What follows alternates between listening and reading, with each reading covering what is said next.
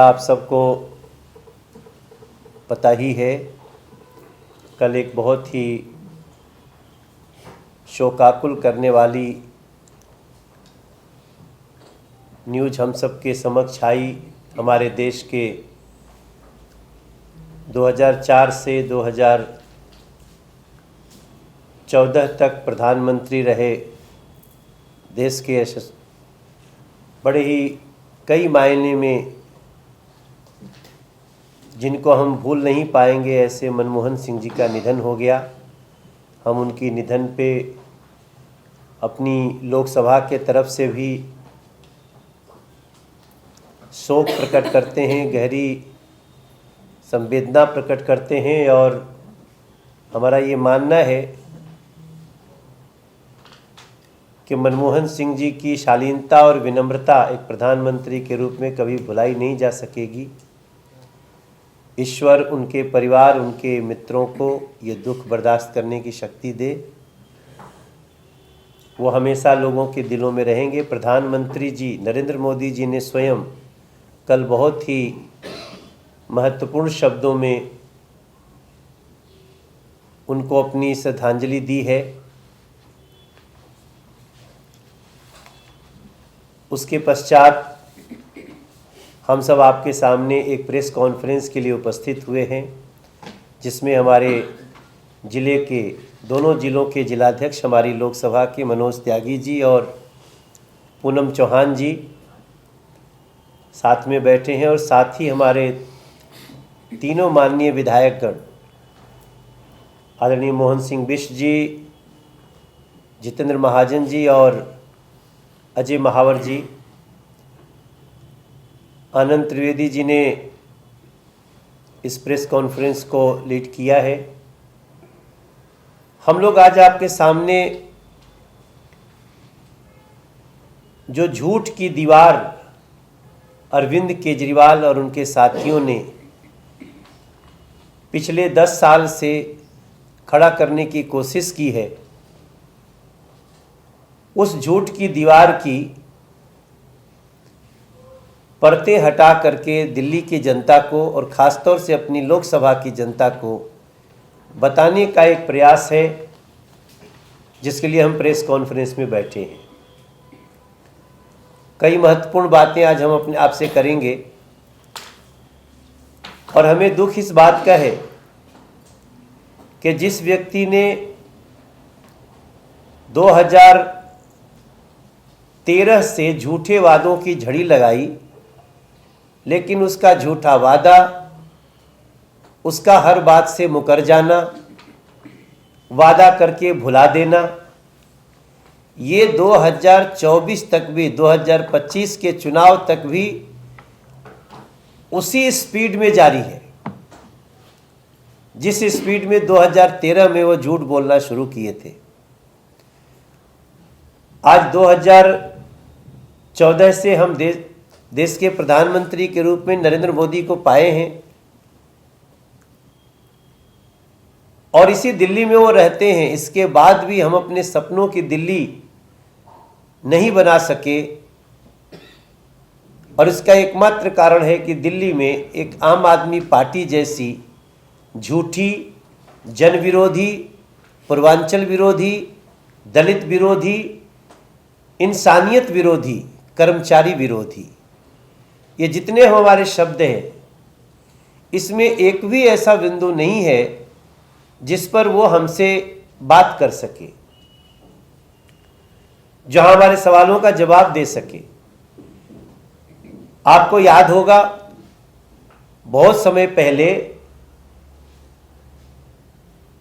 आम आदमी पार्टी के मुखिया अरविंद केजरीवाल का एक वीडियो वायरल हुआ था, जिसमें वो पत्रकारिता को खरीदने की कोशिश करते दिखे थे। इस देश के प्रत्येक व्यक्ति को पता है कि पत्रकारिता को आज तक कोई व्यक्ति ना तो खरीदने में कभी सफलता पा सका है और ना ही ऐसी कोशिश करने वालों को समाज ने कभी माफ किया या मीडिया ने कभी माफ किया। लेकिन हमें वो वीडियो याद है जब एक व्यक्ति के साथ उन्होंने एक कैमरा ऑन रह गया था और ये बात आज भी सबके पास है कि नहीं नहीं ये सवाल मत करिएगा, ये सवाल ये इसको तो आप मत करिएगा, यही पूछना है। और ये कहने वाला कौन? अरविंद केजरीवाल। अब अगर इस बिंदु को हम भूल जाएंगे तो फिर तो 10 साल की उस दिल्ली विरोधी, इंसानियत विरोधी ऐसे व्यक्ति का सारा पाप ही छुप जाएगा। इसलिए मैं आज की प्रेस कॉन्फ्रेंस में अपनी लोकसभा के लोगों को याद कराना चाहता हूं कि वो व्यक्ति जब मीडिया के सामने भी आते हैं, मेरा दावा है कि कभी भी चलते हुए कोई मीडिया आप उनको पूछ ले, भाई साहब ये सवाल है, कभी भी जवाब नहीं देंगे। वो जवाब देने के पहले अपने लोगों को बिठाते हैं। और अगर कोई मीडिया वाले ने कभी कोई ऐसा सवाल कर दिया जो उनको पसंद नहीं, तो हमने देखा है कि कई बार ये लोग अटैक करते भी पाए गए। तब मैं आज आपसे कुछ बातों को याद दिलाना चाहता हूं। आज दिल्ली में एक बार फिर से आम आदमी पार्टी एक पेपर साइन करा रही है। इस देश में अब तक कभी ऐसा नहीं हुआ कि जिसकी सरकार है वही कोई भविष्य के लिए कोई फॉर्म साइन करा रहा हो। फॉर्म साइन उसको हमने कराते हुए देखा या उसको कराने का अधिकार है जिसकी सरकार नहीं है, तो वो कहता हो कि देखो हमारी सरकार आएगी तो हम ये काम करेंगे। तो फिर समझ में आता है चलो भाई ठीक है, इसकी सरकार आने के बाद ये वादा कर रहा है। अब जिसकी सरकार है, जो चाहे तो वो चीज आज ही कर सकता है,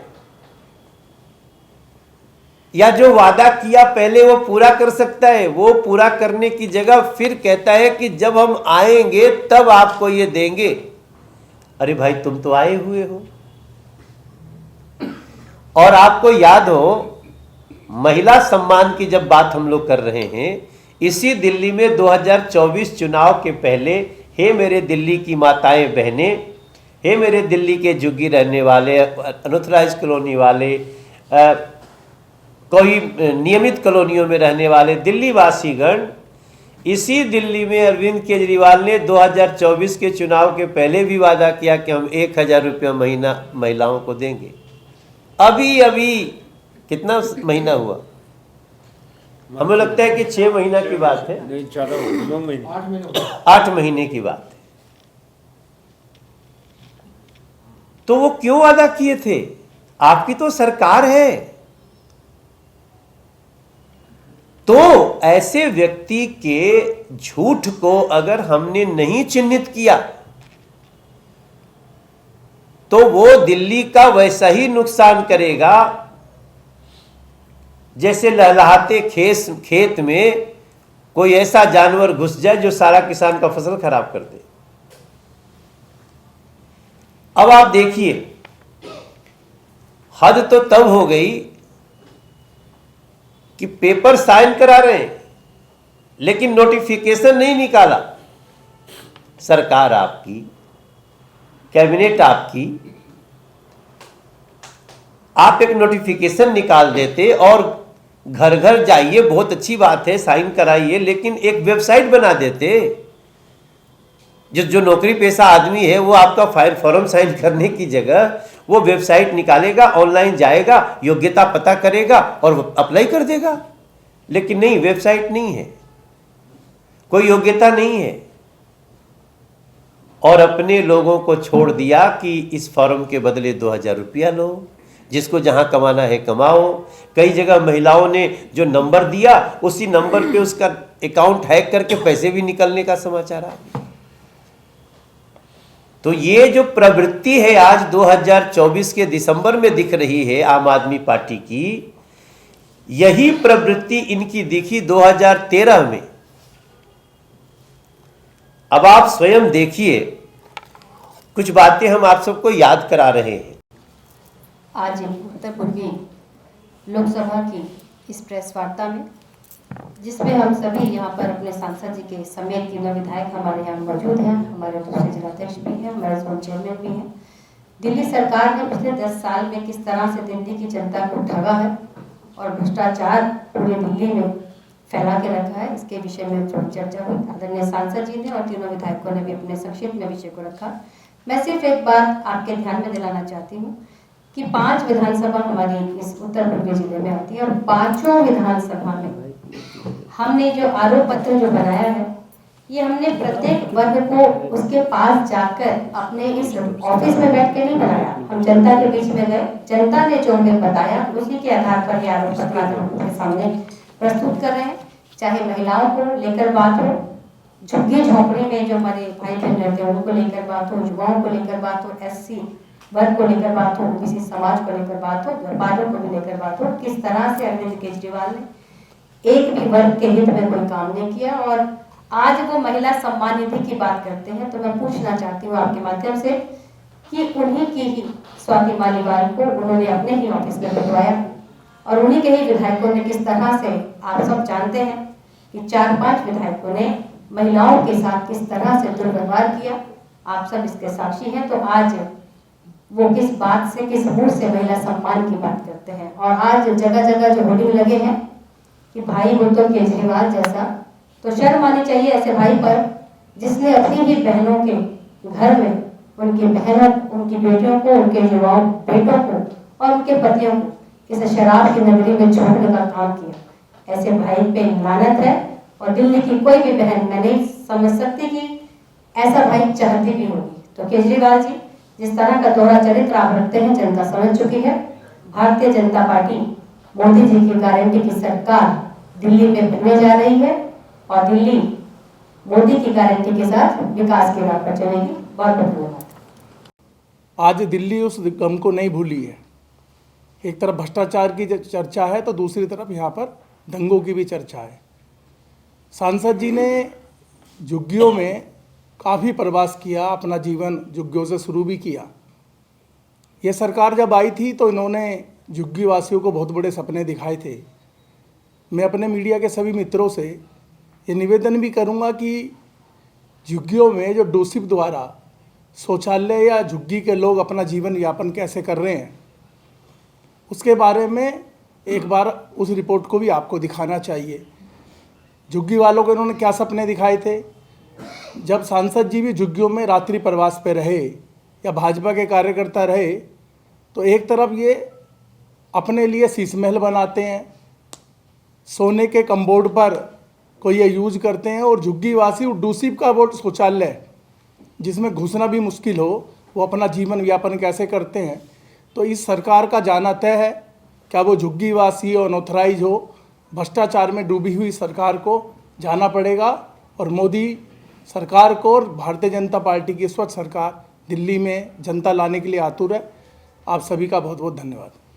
आई थिंक सब लोग संतुष्ट हो चुके हैं। कैग की वोट जो आपने की, तो कैग की वोट कितने साल से टेबल की हुई है और उसमें क्या क्या कंप्लेंट्स हैं?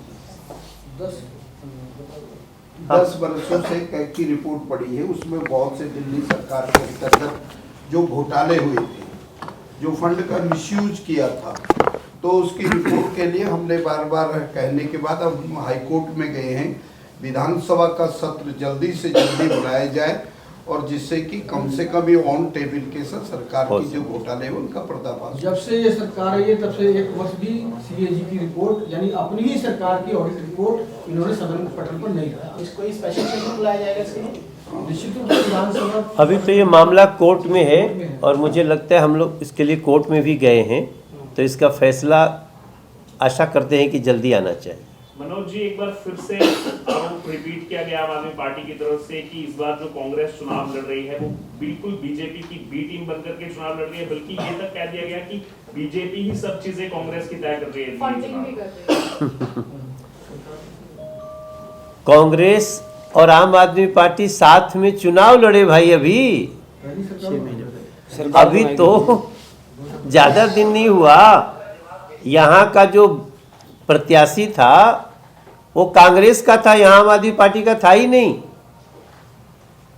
तो जो आम आदमी पार्टी 49 दिन की सरकार बना चुकी है और जो आम आदमी पार्टी उनके साथ मिलकर के लोकसभा का चुनाव लड़ चुकी है, अगर उसके बाद भी ऐसा झूठ बोलने का व भ्रम फैलाने की कोशिश कर रही है, हम तो कांग्रेस मुक्त भारत करने चले हैं। हमारा जो उद्देश्य है वो कांग्रेस मुक्त भारत का है और आम आदमी पार्टी मुक्त दिल्ली का है।